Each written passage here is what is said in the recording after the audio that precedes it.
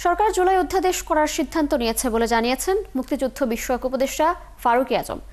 জুলাই আন্দোলন না করেই যারা তালিকাভুক্ত হয়েছেন যাচাই বাছাই করে তাদের বাদ দেওয়া হবে বলেও জানান তিনি।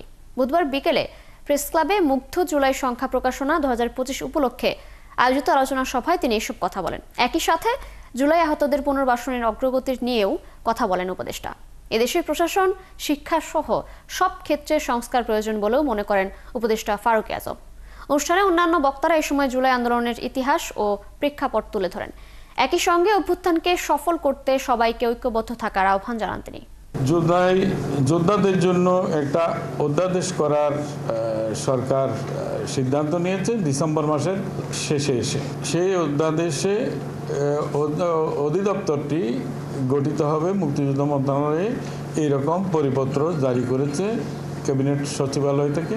এবং সমগ্র বাংলাদেশের মাঠ পর্যায়ের প্রশাসন থেকে আমরা যাচাই বাছাই করে নিচ্ছি।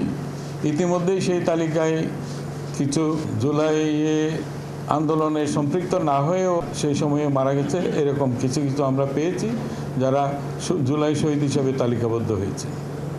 সেগুলিকে আমরা অচিরেই গেজেট থেকে আমরা বাতিল করব।